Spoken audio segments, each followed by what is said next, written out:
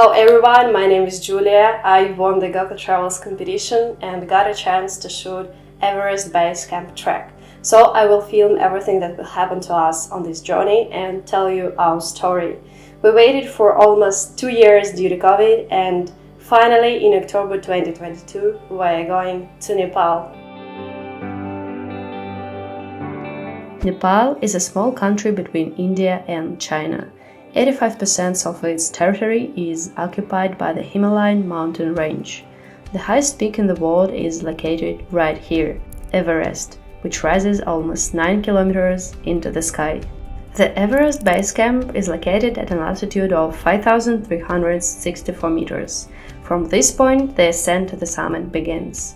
Of course, we will not climb to the top, but we will reach the base camp.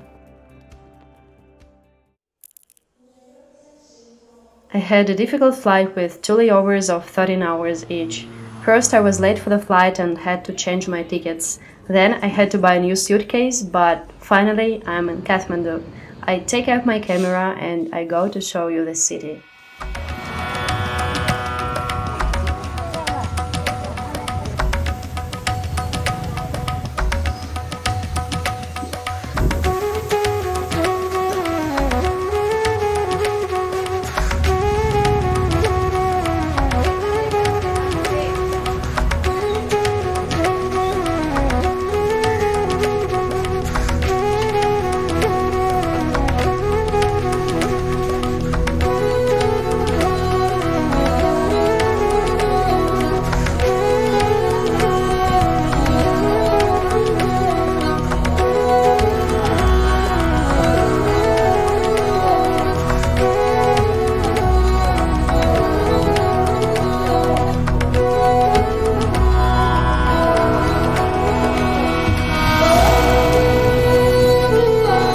In the evening, we headed to a ceremonial dinner that opened our journey in Nepal.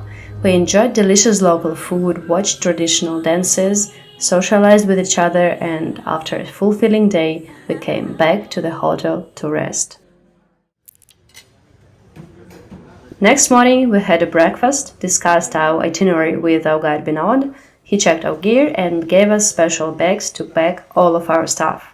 Then we got the necessary equipment that was still missing.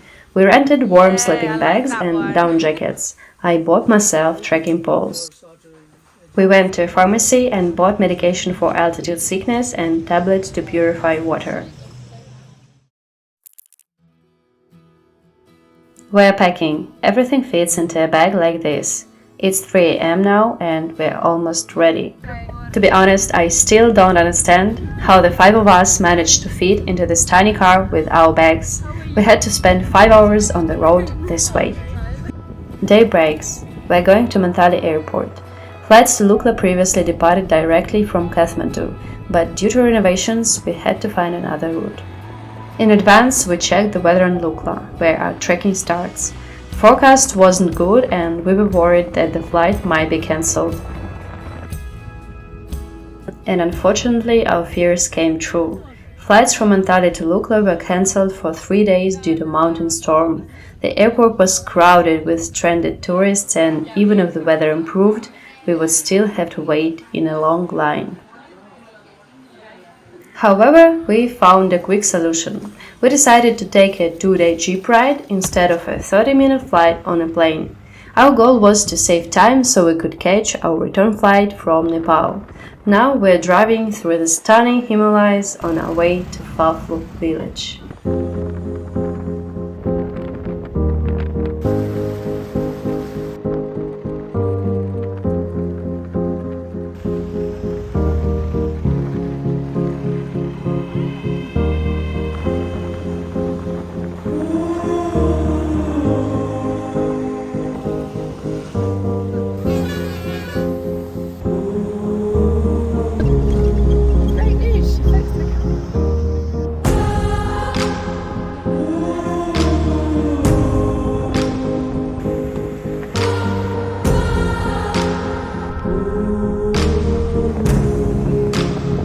During our journey, we stopped at a village for some hot tea. There were charming little goats living there, and we were even allowed to hold them in our arms. Oh my god, this one is so cute! We arrived at Faflo after 8 hours of travel, and we were looking for a place to stay for a long time because all the hotels were full. Eventually, we found one. This type of accommodation is called a lodge here, and it usually consists of several rooms in a private house. The owners live there as well and cook food themselves. Is it delicious? I love the potatoes. As usual, I hung up some lights to make it cozier and wrapped myself in a warm sleeping bag. In the morning, we woke up to a view of the mountains. After breakfast, we got into the jeep and set off again on the serpentine roads. Today, we were supposed to reach our new starting point, the village of Karikola. We drove for about 5 hours along the cliff edge, through muddy switchbacks and past crystal clear waterfalls. We crossed mountain rivers along the way. This is how they deliver goods to the mountains. That's why the price of water and food increases every 100 meters of altitude. We are in Karikola! We finally arrived at the starting point and our trekking began. Today we will hike from the village of Karikola at an altitude of 2035 meters to the village of Puja at an altitude of 2770 meters. On the way to the base camp, we passed through many villages so we can closely observe the life of the Nepalese people. The locals are incredibly cheerful, always with a smile on their faces. We didn't have to carry tents and food on our backs because we slept in that in the villages. The porters took care of our other belongings. All we had was a lightweight day pack. The Sherpas are an ethnic group living in the Everest region. They have adapted well to high altitudes. It makes them ideal as porters and guides. It is astonishing how they can carry heavy loads and move much faster than us. These are Dzong, as they are called in Nepal, which is a crossbreed between a cow and a yak. They are very hardy and assist in the mountain transportation of goods. We're already on Everest. Namaste! Yeah, namaste!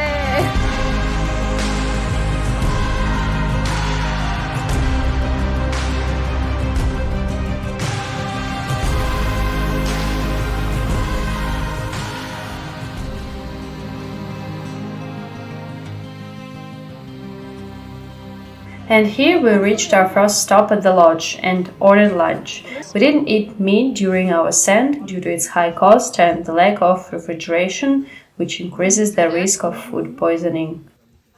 After lunch, we continued our journey. The mountains were covered in clouds. The trail passed through dense jungles and the fog thickened with each step. The silhouettes of trees and human figures dissolved ahead.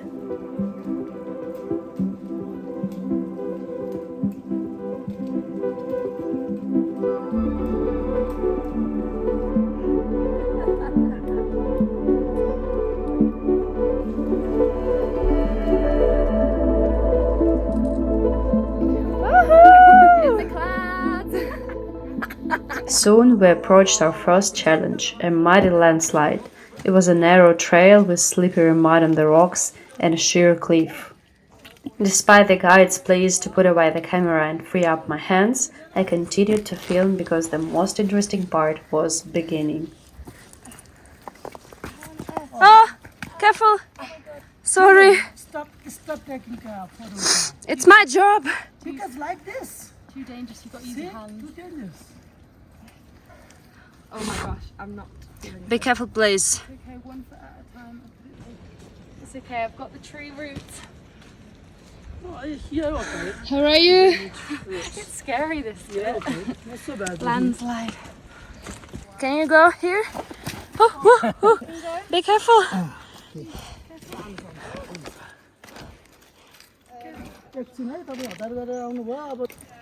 We successfully passed the landslide and went through another muddy obstacle. We walked until evening and in the dark came at the village of Puja. It took a while to find accommodation as all the places were already taken. Finally, we were given the last available room. It was quite small and resembled a closet. There was only one large bed. Thank you so much. Thank you. Ah.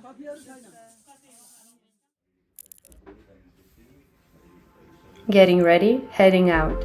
It's raining today, so we put on our raincoats. For breakfast we had chapati with honey, the local flatbread, and of course lemon ginger tea. Our second day of trekking has begun. Today we will make our way from Puya to Fakting at an altitude of 2,610 meters. Walking in the rain is harder. Boots got soaked within the first hour and the mud on the trail became even more scattered. Despite the weather, our porters ran ahead with heavy loads. Namaste. The movement along the trails doesn't stop or even slow down in the rain. Everyone has their schedule to stick to. After a couple of hours, we stopped at the lodge to warm up and have some tea.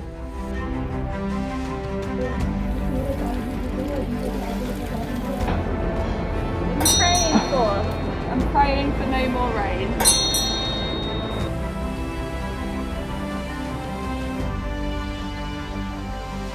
And then we reached our first suspension bridge. The bridges here are a unique source of excitement.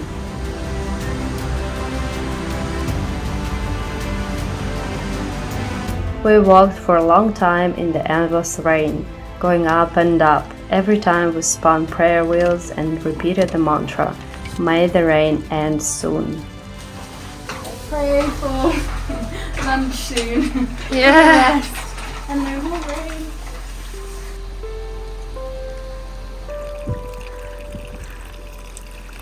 We finally reached lunchtime and everyone was extremely hungry.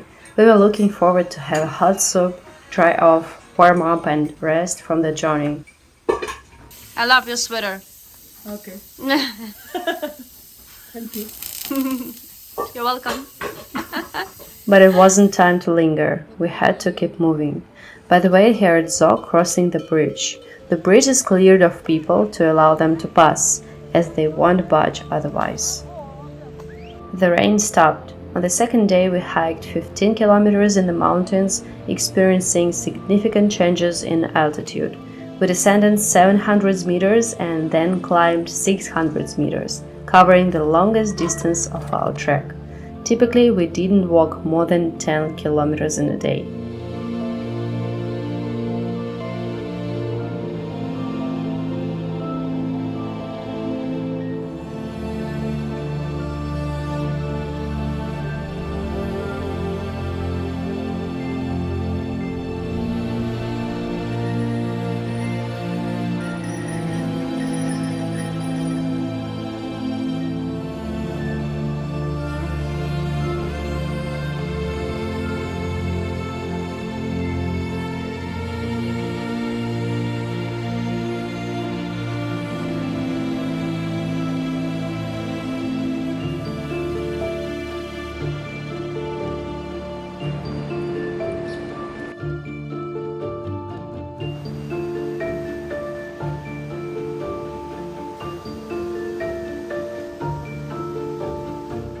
Finally, in the darkness, we came to our accommodation for the night.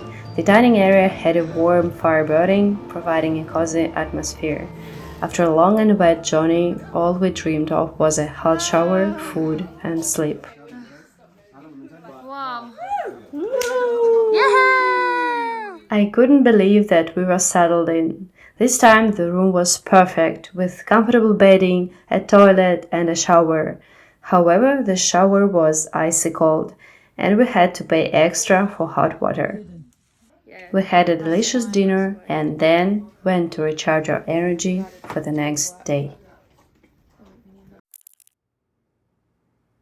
The next morning our muscles were terribly sore. The calves felt like solid rocks. I could barely get out of bed. The first thing I saw today was the view from my window. It was refreshing outside with clear skies and excellent weather.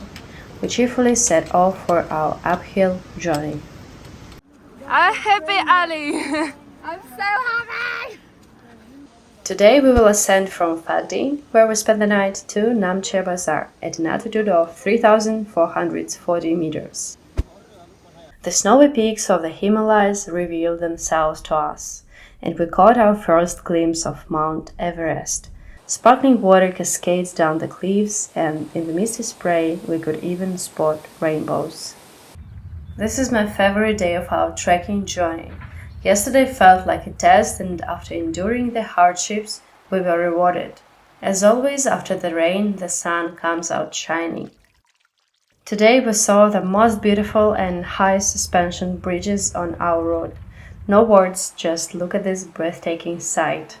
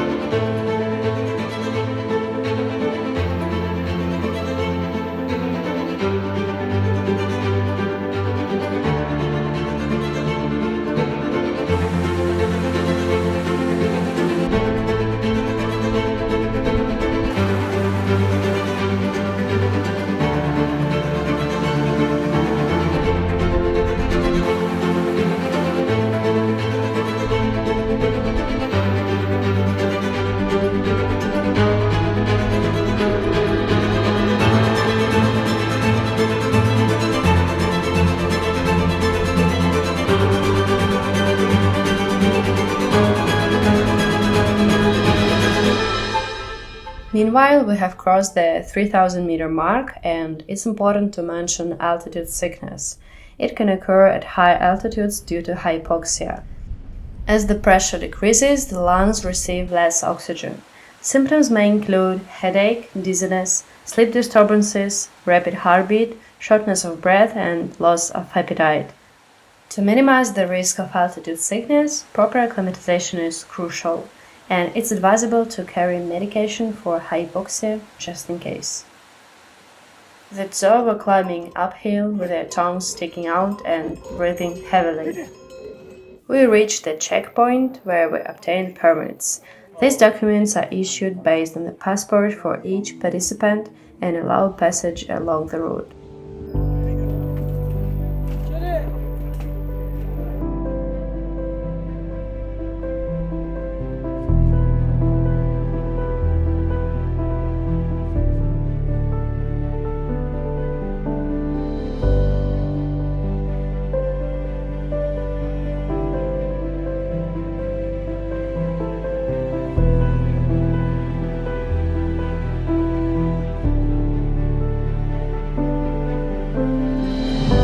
By around 4 p.m. we reached Namche Bazaar. It is probably the most famous town on our route and a major transit point on the way to Everest. We checked into a hotel where the local SIM card even had internet coverage. In the evening I went for a stroll in Namche. It's a very charming town where all the tourists stop on their way to Everest. According to our plan, we were supposed to have a rest day here, but we cannot afford to waste time. Therefore, we will set off on our journey again tomorrow and return to this place on the way back. As it turned out later, we won't be returning. But for now, I have no idea what will happen tomorrow, so I am enjoying my time strolling around Namche Bazaar. Here are plenty of souvenir shops, stores selling equipment, a volleyball court, and even pharmacies and cool bars.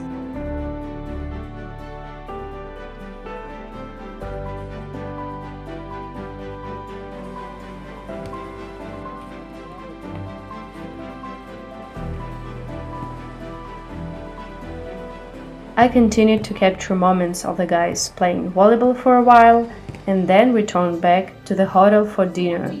By the way, this is how they charge phones, because there are no power outlets in the rooms. And we also went to charge ourselves for the next day. Good morning, Namche Bazaar. As usual, we woke up at 6 a.m. and are heading for breakfast. Happy I have clean socks. Laundry. Very important. By the way, in the mountains, all dairy products are made not from cow's milk, but from yak milk. That's why you can find yak cheese and yak butter here. They have a richer and more aromatic taste. It's unusual, but delicious. Today, we were lucky to have good weather again, allowing us to make brisk progress along the route. The majestic Everest came into view once more, and we observed it the first half of our day. Today we're ascending from approximately 3,400 to 3,800 meters and will reach the village of Tengboche.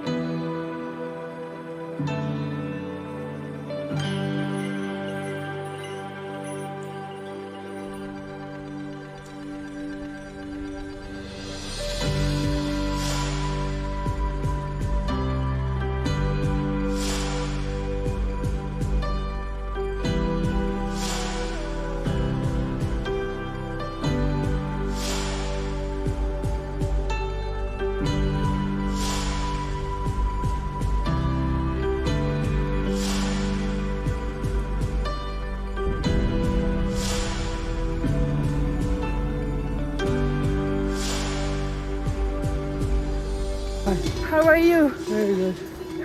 Really? Oh, yeah. Great weather. Yeah, very good. You go ahead.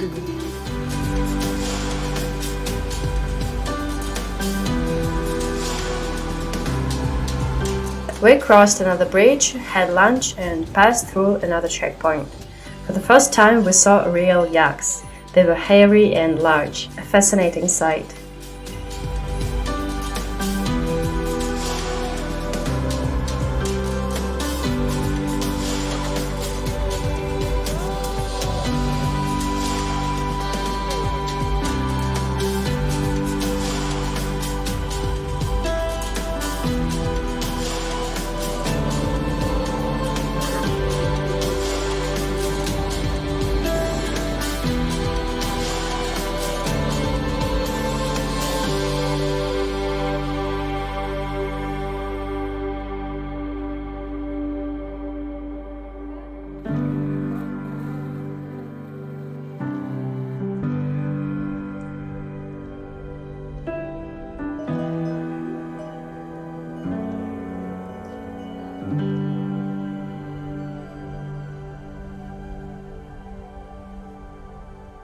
After about 3 hours of uphill hiking, we finally reached Tengboche. It's a small and charming village with a Buddhist monastery of the same name. Of course, we went inside the monastery to explore.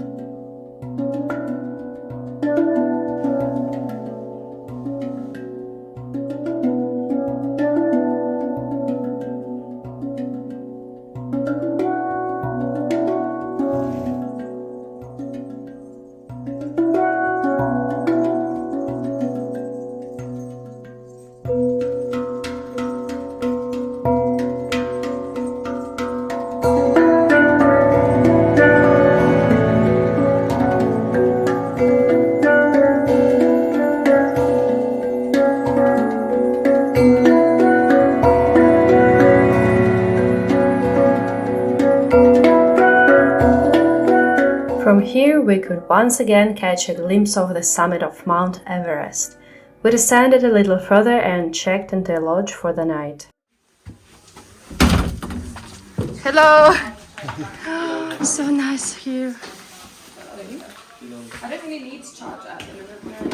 In the evening, I started feeling unwell. I had a severe headache, pressure on my temples, sluggish reaction, and weakness. I was convinced that I had altitude sickness. I took a hypoxia medication, drank plenty of water, and went to bed until dinner. I couldn't fall asleep, but after a couple of hours, I started feeling slightly better.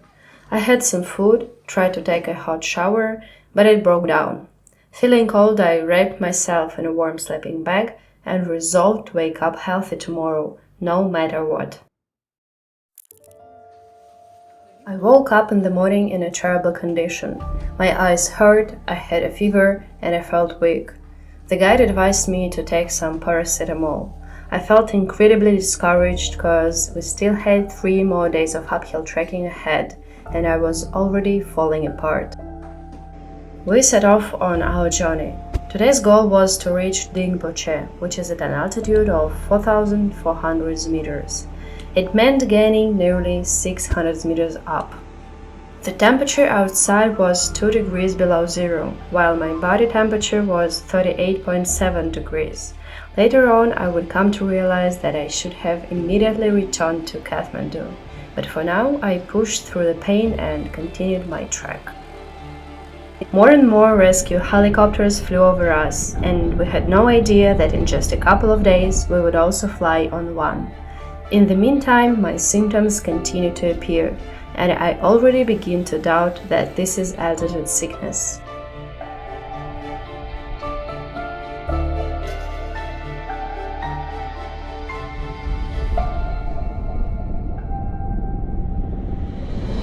We took a short break for tea.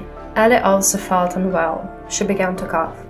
My eyes hurt terribly from the light, so even indoors I was with glasses. But we were not used to giving up and steadfastly continued on our way. How are you?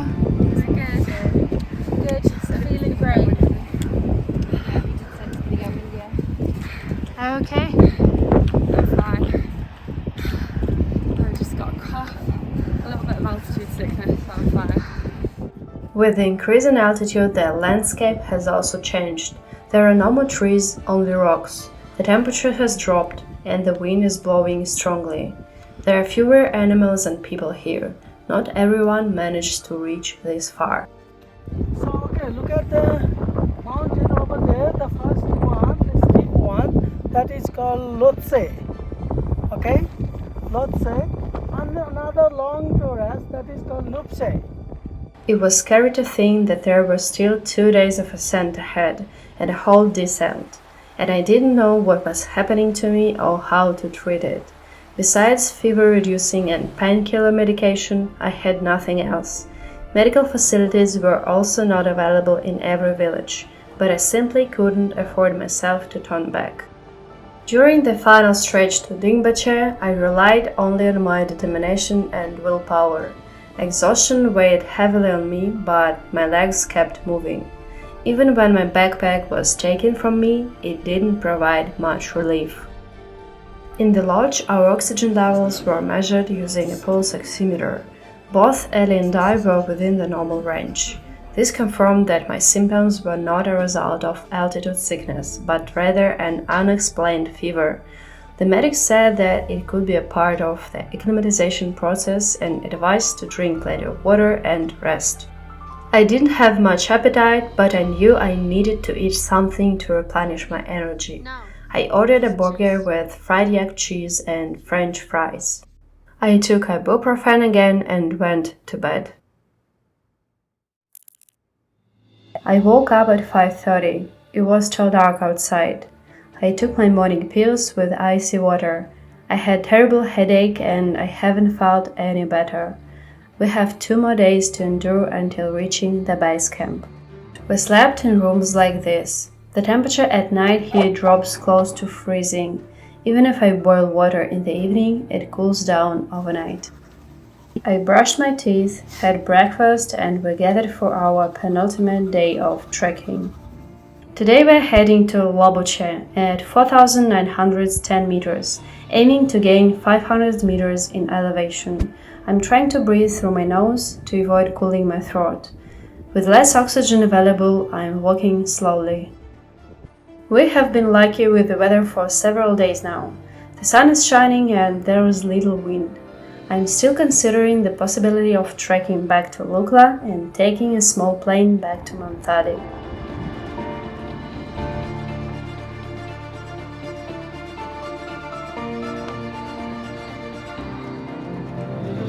The mountain streams are freezing over. Low bushes are covered in frost. Helicopters are flying below us and the landscapes are becoming more rocky and lifeless. We pass by the cemetery of climbers who lost their lives on Everest. Here you can find names of all those who couldn't make it back from the mountain.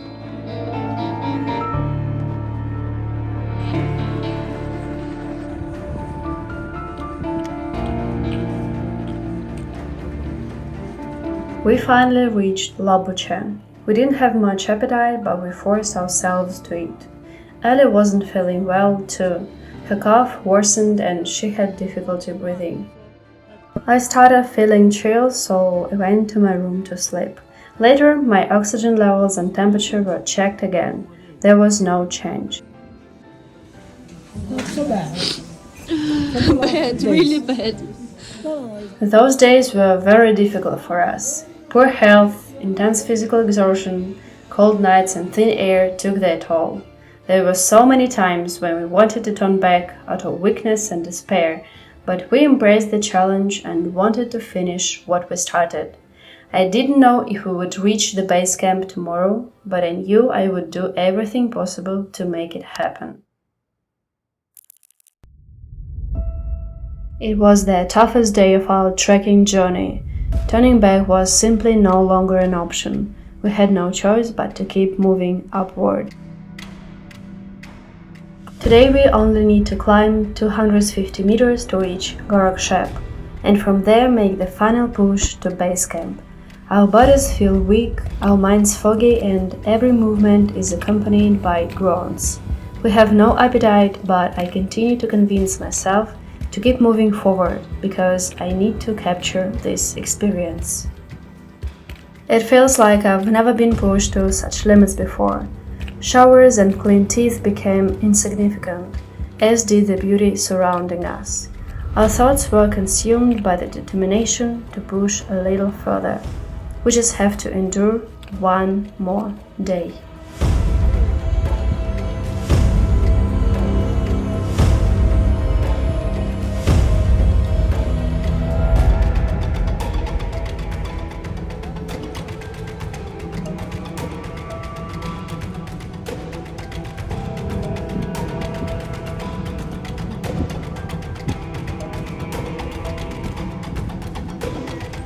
I almost fainted down there. I felt an overwhelming weakness, my vision blurred, and I collapsed right onto the rocks. I lay there for a while, drank some water, and started to feel a bit better. I got up and continued climbing up the mountain. Finally, we have reached Gorakshep. I forced myself to eat the soup and start crying again. In that moment, I hated myself for my weakness. I realized that I wouldn't be able to reach base camp on my own feet. It was too great of a risk, and it was killing me to give up when there were only 3 kilometers left to the finish. But I couldn't find the strength within myself.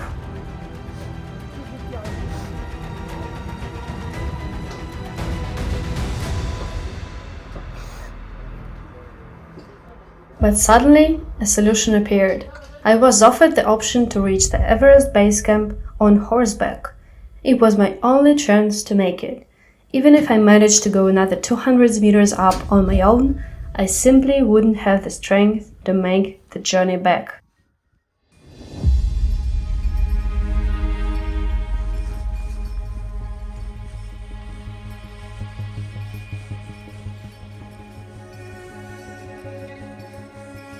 I must admit, it was my worst horseback ride.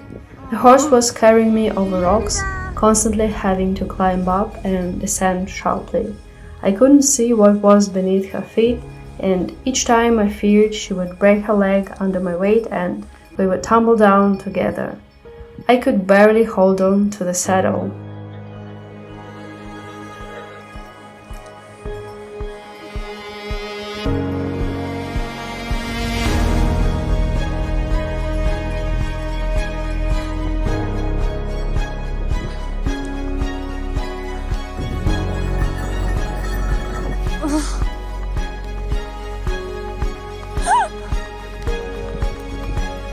The horse stopped in front of the glacier. It couldn't carry me across. I got off the horse and, despite the pain, started climbing the rocks by my own.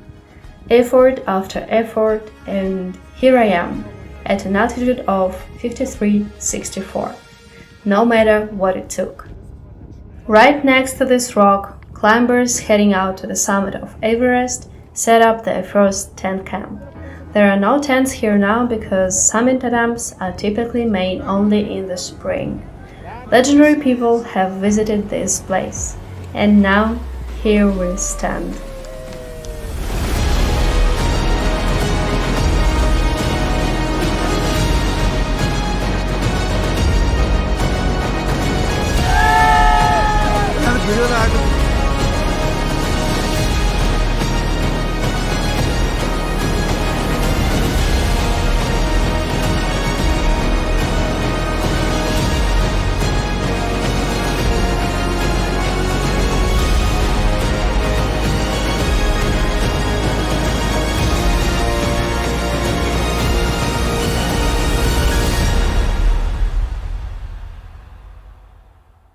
I broke my own altitude record, but right now I don't fully realize it.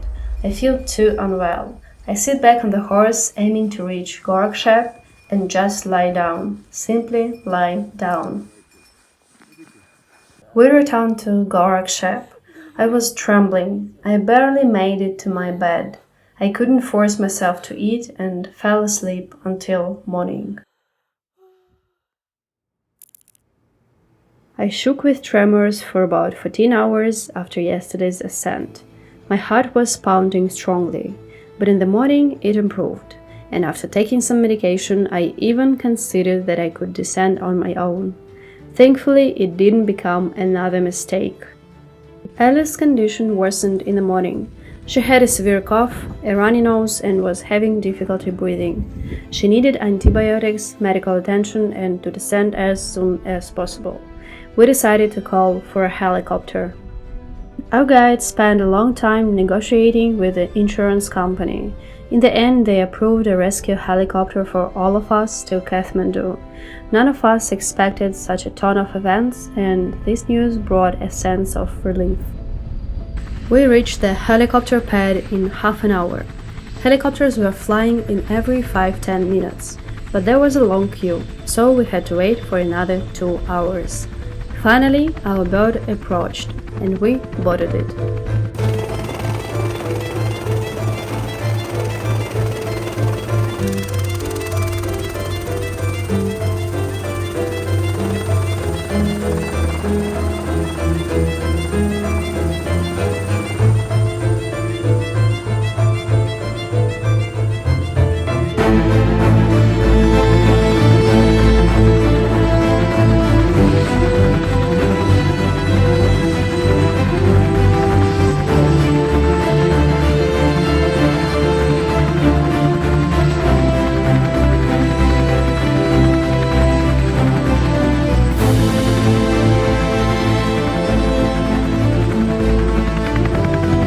We flew for about 30 minutes, first to Feroce and then to Lukla. Even though we didn't get to fly on the legendary plane, we flew over that famous airstrip and landed at the Tenzing Hillary Airport. At an altitude of 2,850 meters, it immediately became easier to breathe. The temperature rose sharply and the sun was shining brightly. In Lukla, we waited for our guide and one of our bags, which got lost during the flights.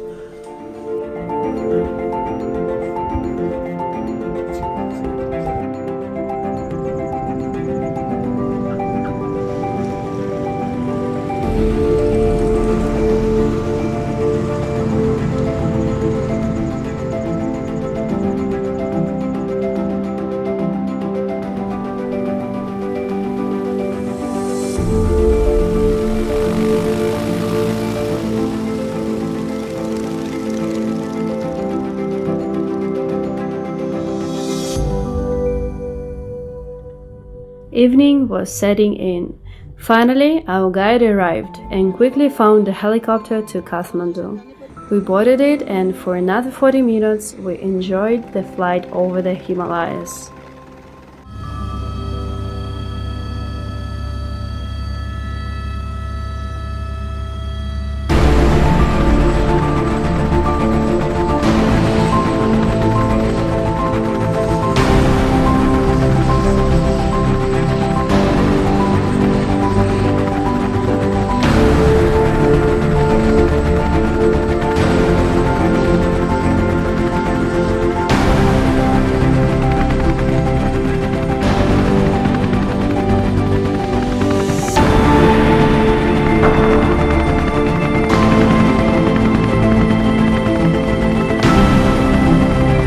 We landed and were promptly transferred to an ambulance.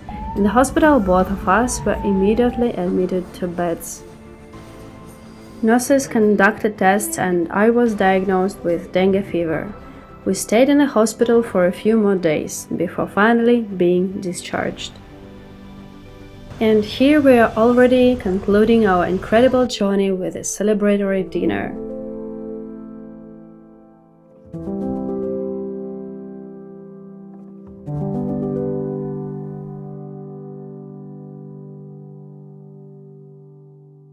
Over these 3 weeks, it seems like we've lived a whole little life with ups and downs, pushing our limits, triumphing in victory, and undergoing a long recovery. It truly became a test, but beyond that, an unforgettable and invaluable experience that perhaps happens only once in a lifetime.